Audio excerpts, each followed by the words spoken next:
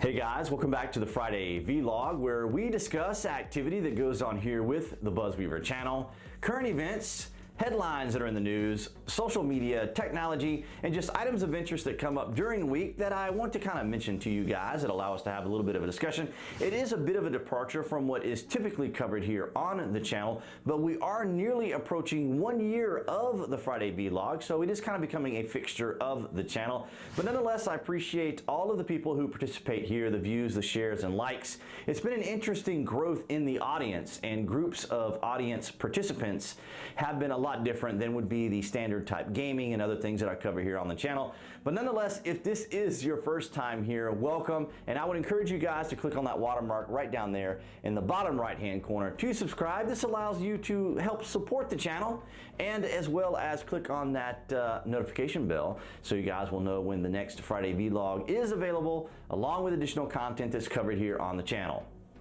This week in gaming, we had the release of Battlefield 5 update notes and patch. I've had a little bit of time to check it out, and it is a huge improvement from what we had, and it did correct some of the items that we were experiencing from the last patch.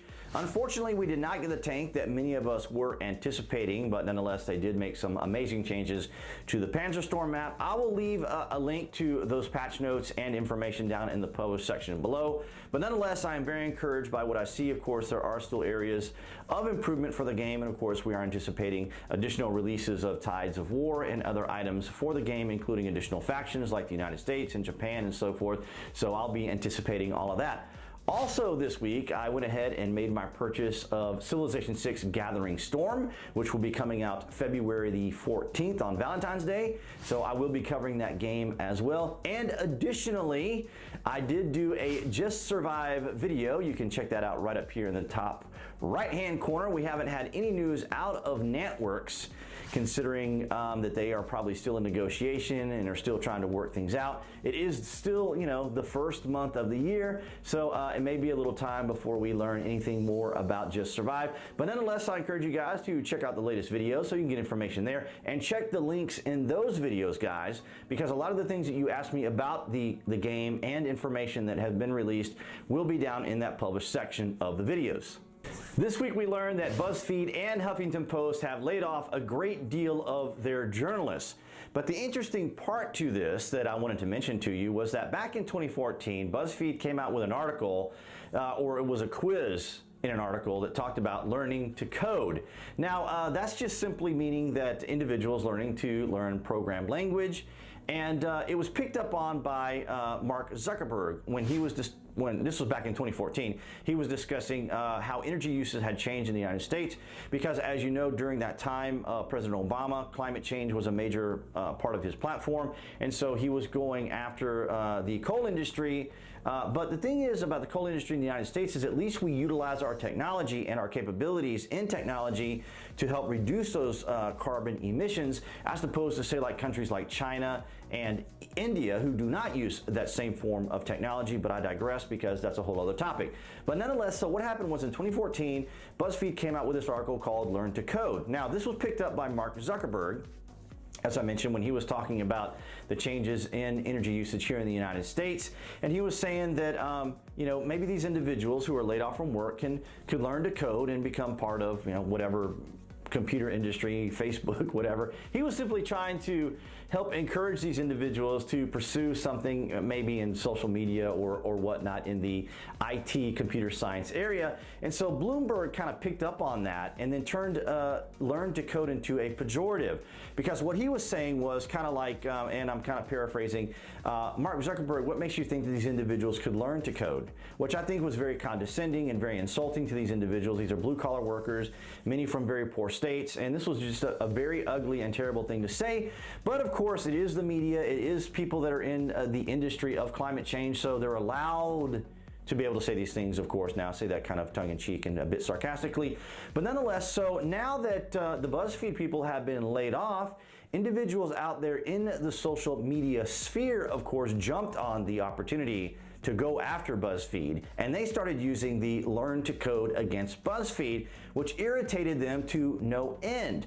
And they went after Twitter to say, hey, these individuals are collectively harassing us. Now, I can't think of any groups of organizations who collectively harass people than some of these individuals in journalism. Now, I'm not talking about every journalist. I'm not talking about every station in journalism. I'm not talking about every paper. I'm talking about certain individuals, as you guys are very well aware, are on a campaign to go after President Trump, to go after his supporters.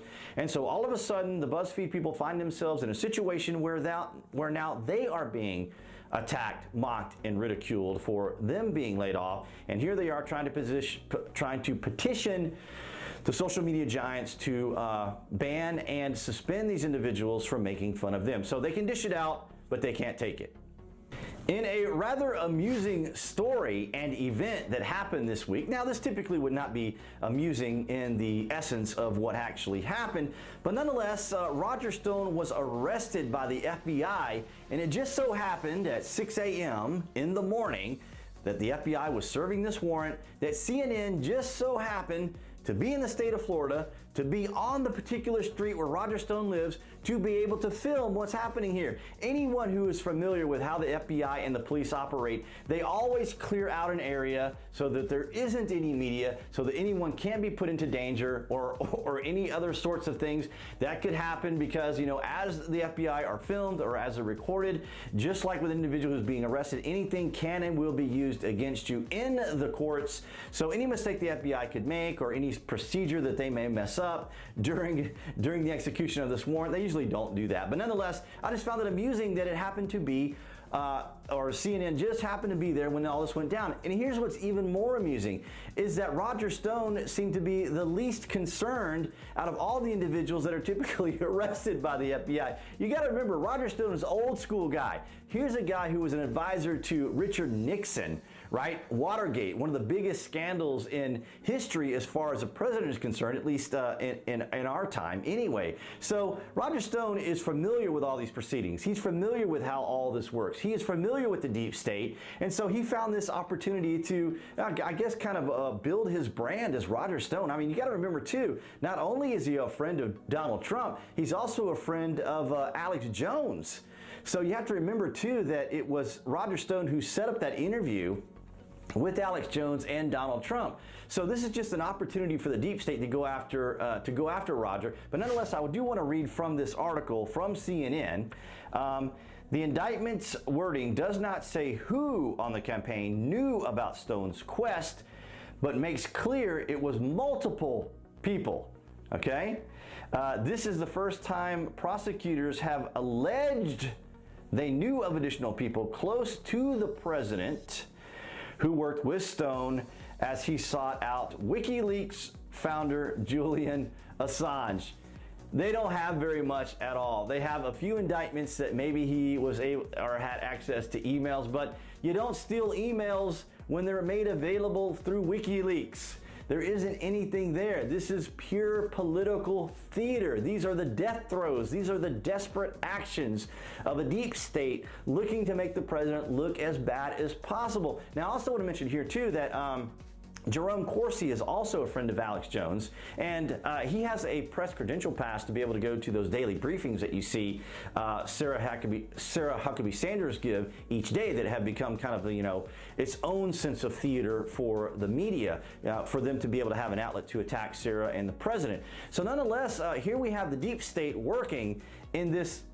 I mean, it's pure political theater. How can you not see that? CNN just happened to be in Florida on the street where Roger Stone lives when he was arrested. I'm telling you, there isn't going to be very much that comes of this, and people are going to be aware of what's going on. They are paying attention to how the media is behaving. And like we talked about with Huffington Post and with BuzzFeed, we're probably going to see journalism turn into this desperate clash for attention, clicks, and rage baiting. So we'll have to keep an eye out, see what happens with Roger. I don't anticipate very much. This is like a huge issue and branding thing for Roger Stone, which I find incredibly amusing. But nonetheless, I will leave a link down there in the public section below so you guys can check all that out. And that's going to wrap it up for this Friday vlog. Hopefully it was less yellow. I used a little bit of a diffusion up here from the lighting up there. It is a yellow room, so it is going to seem a lot more yellow than normal. And if you guys do pay attention or watch these series in order, yes, this is my third blue shirt in a row. They're different shirts. I just like the cobalt color, especially in this yellow. It kind of helps, diffuse some of the yellowish that you see in some of the videos.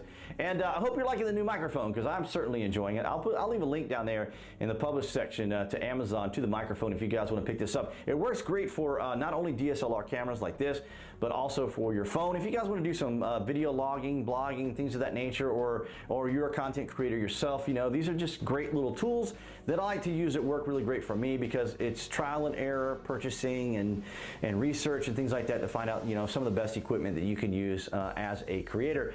But nonetheless, guys, thank you so much for your likes, shares, and comments. And I would encourage you guys to click on that watermark appearing right there on the screen to subscribe, along with that notification bell, so you guys will know when the next Friday vlog is available, along with additional content here on the channel. And I will see you guys next Friday.